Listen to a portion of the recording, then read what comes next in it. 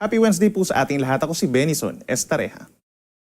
Humina na po itong si Bagyong Ada dito sa may Philippine Sea sa may silangan po ng Luzon. And as of 4 in the afternoon ay huling namataan itong low pressure area na lamang 1,235 or 85 kilometers po silangan ng Central Luzon. At inaasahan po na mananatili pa rin ito dito sa may Philippine Sea sa susunod na 24 oras hanggang sa posibleng malusaw bago mag-weekend. Samantala, patuloy pa rin nating minomonitor itong low pressure area sa labas ng Philippine Area of Responsibility. Nananatili pa rin at 2,225 kilometers silangan ng Southern Mindanao as of 3 p.m. at maliit na po ang chance or hindi na natin nakikita na magiging isang bagyo pa ito sa susunod na mga araw. Wala rin itong direktang epekto sa ating bansa sa kasalukuyan.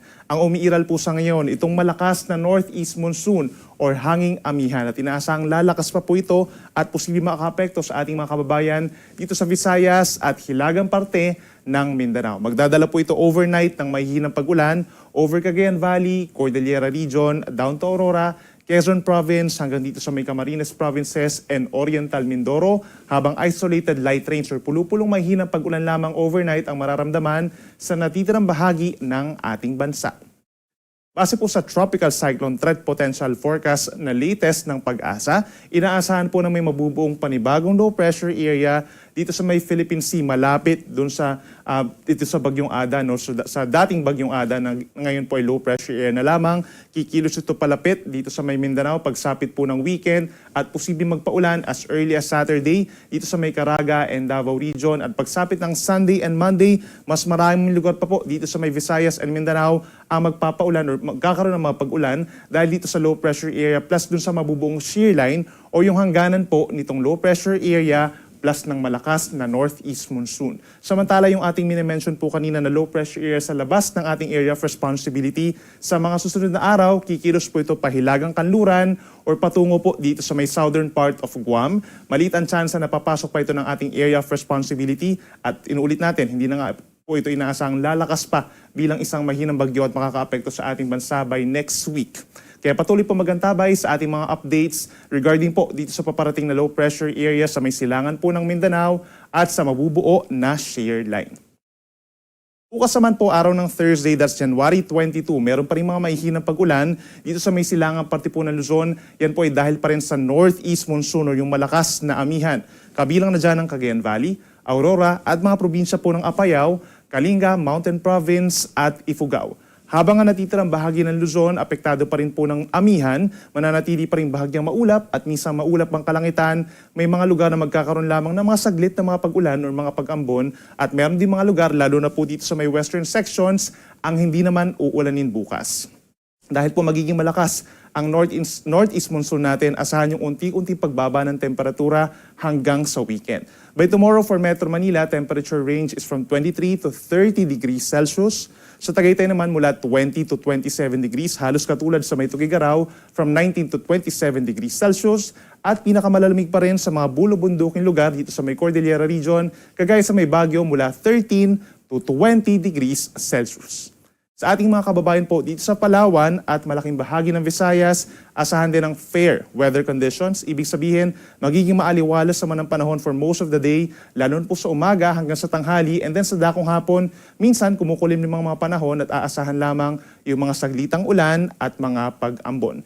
Temperatura natin sa may Palawan and Visayas, hindi higit sa 30 degrees Celsius.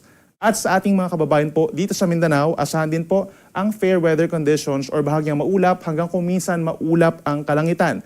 May mga areas lamang kagaya po dito sa may Caraga and Davao Region na magkakaroon ng paminsan-minsan makulimlim na panahon at mga isolated thunderstorms and isolated light rains lamang or mahihinang pag-ulan dito sa gitna at kanlurang parte po ng Mindanao. At dahil ito'y medyo malapit na po ang Mindanao sa may equator, hindi natin mararamdaman po yung pagbaba ng ating temperatures, no? Kahit apektado po sila ng northeast monsoon. Kagaya dito sa may Zamboanga City, mainit pa rin po hanggang 34 degrees Celsius bukas, habang sa may Davao City naman hanggang 32 degrees Celsius.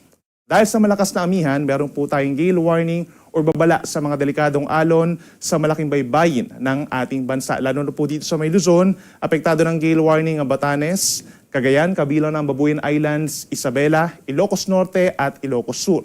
Pababayan ng Aurora, Northern Quezon, kabilang na po ang Polillo Islands, Camarines Norte, Hilagang Baybayin ng Camarines Sur, Silangang Baybayin po ng Catanduanes, down to Albayan, Sorsogon, hanggang dito po sa may Northern Samar and Eastern Coast of Eastern Samar, meron tayong gale warning hanggang 5 meters. Ibig sabihin po hanggang 2 palapag ng gusaling taas ng mga pag-alon po yan. Dahil sa malakas na hanging amihan, tumataas din yung mga pag-alon. Delikado ito for small sea vessels. Pakipag-ugnayan lang sa inyong mga local coast guards kung meron mga sea travel suspensions.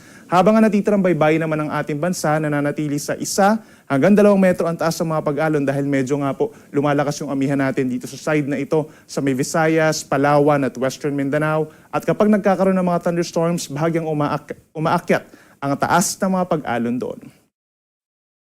At para naman po sa lagay ng ating panahon pa simula sa Friday hanggang sa darating na weekend, andyan pa rin ang amihan or northeast monsoon na malakas pa rin po sa may Luzon and Visayas. At pagsapit ng weekend, lalapit nga yung low pressure area, magpapaulan sa Eastern Mindanao. Sasamahan din ng mga pag-ulan dahil sa shear line dito sa malaking bahagi ng Visayas. For Metro Manila at malaking bahagi ng Luzon, asahan ng epekto ng amihan. Magdadala pa rin po ito ng mahihinang pag-ulan pagsapit ng Friday sa may Cagayan Valley, Aurora, at sa may Apayao and Kalinga. Habang natitirang bahagi ng Luzon, partly cloudy to cloudy skies pa rin, may chance lamang ng mga mahihinang pag-ulan. Habang pagsapit po ng weekend, mas maraming lugar na magkakaroon ng mga mahina hanggang katamtamang mga pag-ulan po dahil sa amihan, kabilang na dyan ng Cagayan Valley, Cordillera Region, pababa ng Aurora, Quezon at halos buong Bicol Region and Oriental Mindoro, mataas po ang tsansa ng mga mahihinang pag-ulan. The rest of Luzon, nandyan pa rin ang bahagyang maulap hanggang kumisan, maulap na kalangitan. Kapansin-pansin yung pagbaba ng temperatura, lalo na sa araw po ng Sabado. For Baguio City, posibleng mababa pa ito hanggang 11 degrees Celsius sa madaling araw po ng Sabado. For Metro Manila, magbababa pa po ito 21 to 22 degrees pagsapit ng madaling araw, habang sa may Legazpi City, 22 to 23 degrees sa early morning ng Saturday. Pagsapit naman dito sa Visayas, affected din po ng amihan ang malaking bahagi nito. Pagsapit ng Friday, partly cloudy to cloudy skies, may chance lamang ng mga isolated na ulan na hindi naman po malalakas, no? Ito yung mga light rains lamang or mga pagambon. Pagsapit ng Sabado, halos similar conditions for the entire Visayas except sa may Southern Leyte at saka sa may Eastern Samar. Affected na po sila ng tinatawag na trough or outer portion ng low pressure area sa may silangan po ng Mindanao. Habang pagsapit ng Sunday, magbaon ng payong kung lalabas ng bahay ang ating mga kababayan po sa may Eastern Visayas and Central Visayas. May mga times na lalakas po ang mga pag-ulan. Yan po ay dahil sa shear line, banggaan po yan ng mainit at malamig na hangin, kaya minsan malalakas yung ulan. Nagkukos po yan ng mga pagbaha at pagguho ng lupa doon. Habang dito naman sa may Western Visayas, kabilang Iloilo City, na siya nagdiriwang po from Friday to Sunday ng Dinagyang Festival. Asahan naman po ang maliwalas sa panahon, lalo sa umaga hanggang tanghali, at maliit na tsansa ng mga pag-ulan. Sa ating mga kababayan po sa Mindanao, pagsapit po ng Friday, andyan pa rin ang generally magandang panahon. No? Partly cloudy to cloudy skies, may chance lamang ng mga isolated light rains or mga thunderstorms dito sa may Davao Region and Caraga. Pagsapit ng Sabado, maraming lugar na po dito sa may Mindanao magkakaroon ng mga pag-ulan, particularly sa Caraga Region, Davao Region, mataas ang tsansa ng mga scattered rains, mga light to moderate rains and thunderstorms. Magantabay na po sa mga weather advisories and heavy rainfall warnings na ilalabas ng Pag-asa. Then pagsapit po ng Sunday, mas maraming lugar pa sa Mindanao magkakaroon ng mga pag-ulan. Caraga and Davao Region pa rin at sasamahan na rin ng mga pag-ulan dito sa may Northern Mindanao, sa mga kalapit na lugar sa may Lanao Provinces and Soc-Sargen. Kung meron kayong mga outdoor activities or special occasions pagsapit ng weekend, please consider yung mga magiging pag-ulan po doon. Mag-ingat sa banta ng baha at landslides and coordinate with your local government units. Ang ating sunset 5:50 p.m. at ang sunrise bukas 6:25 ng umaga. Yung mga latest mula dito sa Weather Forecasting Center ng Pag-asa, ako muli si Benny Estareha na nagsasabing sana mapanahon, Pag-asa, magandang solusyon.